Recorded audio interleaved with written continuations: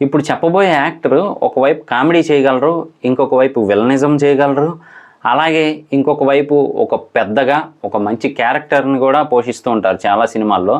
ఇంతకీ ఎవరో ఏంటి అంటే గనక ఇంకెవరో కాదండి, మన గిరిబాబు గారి తనయుడు, అదేనండి రఘుబాబు గారు. సో ఆయన గురించి అయితే ఈ వీడియోలో తెలుసుకోబోతున్నాము. వీడియోలోకి వెళ్ళే ముందు కొత్తగా మన ఛానల్ చూస్తే జస్ట్ ఫ్రీగా సబ్స్క్రైబ్ చేసి లైక్ చేయండి. మరి ఇంకెందుకు ఆలస్యం, ఆ రోజుల్లోకి వెళ్ళి విశేషాలన్నీ తెలుసుకొని వద్దాం పదండి.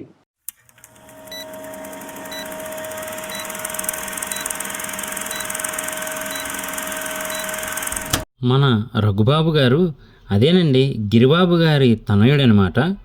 ప్రకాశం జిల్లా రావినూతల గ్రామంలో 1964 అక్టోబర్ 10న జన్మించారు మన ఎర్ర రఘు గారు. రఘుబాబు గారికి ఒక తమ్ముడు, చెల్లెలు ఉన్నారు. 10 ఏళ్ల వయసులో టీచర్సు పిల్లలందరినీ కూడగట్టి శ్రీకృష్ణ తులాభారం నాటకం వేయించారు. అందులో ఆయన వసంతకుడి పాత్ర వేశారు. ఆ నాటకాన్ని ఒక్క ఏడాదిలో 22 సార్లు ప్రదర్శించారు. ఆ నాటకం ఎంత ఆదరణ పొందిందంటే టికెట్టు పెట్టి వేస్తే ఆ రోజుల్లో 10,000 వసూలయ్యాయి. ఆ డబ్బులతో రావినూతల్లో అరుణ కళానిలయం అనే ఆడిటోరియం కట్టారు. అక్కడ ఇప్పటికీ సాంస్కృతిక కార్యక్రమాలు జరుగుతుంటాయి. సినిమాల్లో యాక్ట్ చేయడానికి గిరిబాబు గారు 1973లో చెన్నై వెళ్ళారు. ఆయనతో పాటు రఘుబాబు గారు, వాళ్ళ అమ్మగారు, వాళ్ళ తమ్ముడు, చెల్లి కూడా వెళ్ళిపోయారు. నాయనమ్మ, తాతయ్య మాత్రం రఘుబాబు గారిని రావినూతల్లో వాళ్ళ దగ్గరే పెట్టుకున్నారు. అక్కడ 6వ తరగతి దాకా చదివారు. 6వ తరగతి పూర్తయ్యాక ఆయన్ను కూడా చెన్నై తీసుకెళ్లారు. అప్పట్లో అక్కడ 10వ తరగతి దాకా తెలుగు మాధ్యమంలో బోధించే పాఠశాలలు ఉండేవి. దాంతో పెద్దగా ఇబ్బంది అనిపించలేదు. ఇంటర్మీడియట్కి వచ్చేసరికి మాత్రం ఇంగ్లీష్తో ఇబ్బంది పడ్డారు. ఇంటర్ అయిపోయాక ఇంజనీరింగ్లో చేరారు. ఇంజనీరింగ్ 2వ సంవత్సరంలో ఉండగా గిరిబాబు గారు సొంతంగా సినిమా తీశారు. డబ్బు వ్యవహారాలు చూసుకోవడానికి మొదట్లో రఘుబాబు గారు కూడా షూటింగ్కి వెళ్ళేవారు. అలా చదువు పూర్తిగా మానేసి సినిమా లోకంలో పడ్డారు మన రఘుబాబు గారు. గిరిబాబు గారు నటులే అయినప్పటికీ పిల్లల్ని సినిమాకి దూరంగా ఉంచేవారు. ఇంట్లో సినిమా వాతావరణమే ఉండేది కాదు. మామూలు మధ్యతరగతి కుటుంబం ఎలా ఉంటుందో అలాగే ఉండేది.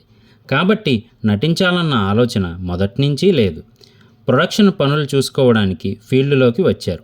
కాబట్టి ఎప్పటికైనా నిర్మాత అయి మంచి సినిమాలు తీయాలన్న కోరిక బాగా ఉండేది. 1984 వచ్చేసరికి పూర్తిగా ఇండస్ట్రీలో పడ్డారు. కొన్ని కన్నడ, తమిళ్ సినిమాలు తెలుగులోకి డబ్ చేసి విడుదల చేశారు. సరిగ్గా ఆ సమయంలోనే ఆహుతి ప్రసాద్ గారు, శివాజీ రాజా గారు, చిన్నా గారు, కిషోర్ బాబు గారు, మల్లి గారు తదితరులు పరిచయం అయ్యారు. వీళ్ళందరూ మధు ఫిల్మ్ ఇన్స్టిట్యూట్లో శిక్షణ పొంది అవకాశాల కోసం మద్రాసుకు వచ్చారు. ఈయన నటుడవ్వాలని పరిశ్రమలోకి అడుగుపెట్టలేదు. ఈయనకి నిర్మాత అవ్వాలనిపించింది. దర్శకత్వము ఇష్టమే. సత్యారెడ్డి గారి వద్ద చేరి సినిమా నిర్మాణం గురించి తెలుసుకోవాలనుకున్నారు. అనుకోకుండా సత్యారెడ్డి గారి చిత్రం దొంగలున్నారు జాగ్రత్తలో ఈయన్ని హీరోని చేశారు. ఆ సినిమా తర్వాత నటుడిగా 10 ఏళ్ళు విరామం వచ్చింది.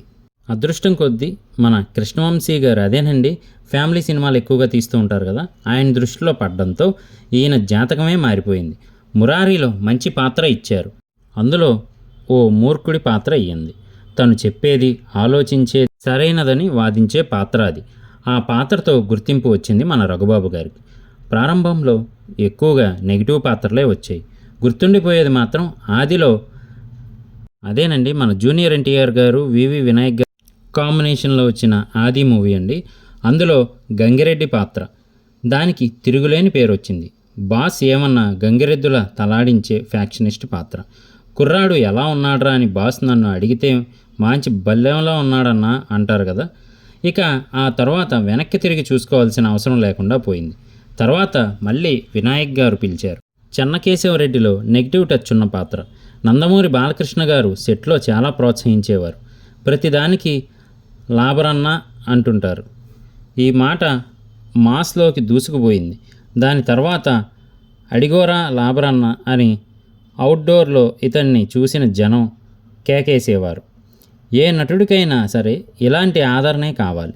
దాంతో ఈయన పేరు, ఫేసు ముద్రించుకుపోయాయి. ఈ తరం బాబురావు గారి యజ్ఞం సినిమాలోనూ ఫ్యాక్షనిస్ట్ పాత్రే. కాకపోతే తర్వాత నిజాలు తెలుసుకొని మంచోడిగా మారతాడు. చివరికి చనిపోతాడు. దాంతో ప్రేక్షకుల్లో ఈ పాత్రపై సింపతి పెరిగింది.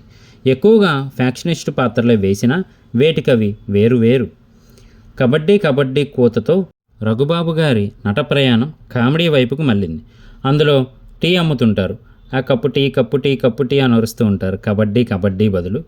ఈ సినిమాలో కామెడీ గ్యాంగ్ చాలా ఉంది. అందులో ఈయనకి కావలసినంత పేరు వచ్చింది. జంధ్యాల గారి తరువాత వినోదాత్మక చిత్రాలు చేయడంలో దిట్ట అనిపించుకున్నది ఈవివి సత్యనారాయణ గారు. బెండప్పారావులో ఈయన బాడీ లాంగ్వేజ్ని పూర్తిగా మార్చేశారు ఆయన. కడుపుబ్బా నవ్వించే పాత్ర ఇచ్చారు. రఘుబాబు గారు ఈ స్థాయిలో కామెడీ చేయగలరా అనిపించేలా చేశారు. అవటానికి పాలేరు పాత్రే అయినా భలే పేరు వచ్చింది ఈయనకి. ఈవివి గారి శిష్యుడైన సత్యబాబు గారి దర్శకత్వం వహించిన బెట్టింగ్ బంగారాజులో అమాయకుడిగా కనిపించి నవ్వించారు. ఇదో కొత్త కోణం. ఉమ్మడి కుటుంబ సభ్యుల్లో అమాయకుడిని అవడంతో మిగతా వాళ్ళు ఇతన్ని ఆడుకుంటారు. అమాయకంగా చేయాలంటే బాడీ లాంగ్వేజ్, మాట, నడత, తీరుల్లో స్పష్టమైన మార్పు కనబడాలి. దర్శకుడి సూచనలు, అవగాహనలతో ఆ పాత్రని పండించారు మన రఘుబాబు గారు. ఈయన ముఖంలో ఆ మాయా ఉందని ప్రేక్షకుల చేత అనిపించుకున్నారు. ఇవన్నీ ఒకెత్తైతే మన అల్లు అర్జున్ గారి బన్నీ సినిమాలో చేసిన గూండా పాత్ర ఒకెత్తు. ఓ సందర్భంలో మన రఘుబాబు గారికి ఆ సినిమాలో కళ్ళు పోతాయి. ఆ తర్వాత ఈయన తిప్పలు చూసి జనం బాగా నవ్వుకున్నారు. సీరియస్గా ఉంటాడు కానీ ఆ పాత్రలో ఎంత వినోదం పండిందో. ఆ సినిమాకి నంది అవార్డు వస్తుందనుకున్నారు కానీ రాలేదు. అలాగే మన క్రిష్ జాగర్లమూడి గారు తీసిన కృష్ణం వందే జగద్గురుంలో రానా గారికి బాబాయి పాత్ర వేశారు.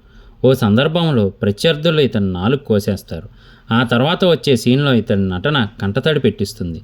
నటుడిగా మంచి పేరు వచ్చింది. గుడ్డి, మూగ ఇలాంటి పాత్రలు చేయాలని నటులు కోరుకుంటారు. ఎందుకు అంటే నటుడికి ఈ పాత్రలు ఓ పరీక్ష. ఆ పరీక్షలో మన రఘుబాబు గారు నెగ్గారనే చెప్పాలి.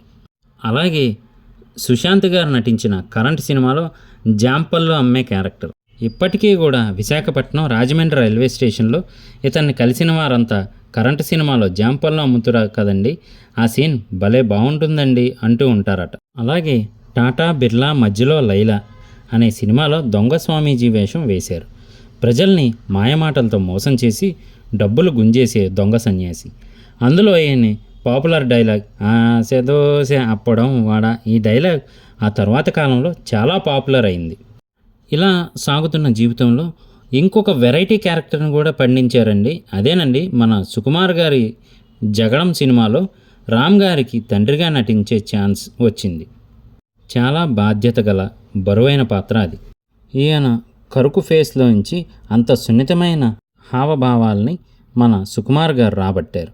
ఈ సినిమా చూశాక వినాయక్ గారు రఘుబాబులో ఇలాంటి నటుడు దాగున్నాడా అని అతని ముందే అన్నారు.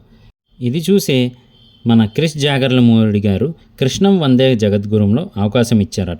ఈ వీడియో మీకు నచ్చిందనే అనుకుంటున్నాను. వీడియో మీకు నచ్చితే కనుక లైక్ చేయండి. అలాగే కొత్తగా మన ఛానల్ చూస్తే కనుక సబ్స్క్రైబ్ చేయండి. ఈ వీడియోలో చెప్పిన వివరాలన్నీ కూడా మేము ఆన్లైన్ ద్వారా తీసుకోవడం జరిగింది. అంతే తప్ప అప్పుడు జరిగిన సంఘటనలు ప్రత్యక్షంగా చూడడం కానీ వ్యక్తులను కలవడం కానీ జరగలేదు. కావున ఈ వీడియోలో ఎలాంటి తప్పులు ఉన్నా క్షమించవలసిందిగా కోరుకుంటున్నాం. అలాగే మన ఛానల్లో ఏ ఇతర వీడియోలో అయినా తప్పుగా చెప్పి ఉంటే కనుక క్షమించవలసిందిగా కోరుకుంటున్నాం. నేను మీ ప్రొజెక్టర్ ప్రసాద్. మళ్ళీ నెక్స్ట్ వీడియోలో కలుస్తాను. Thank you.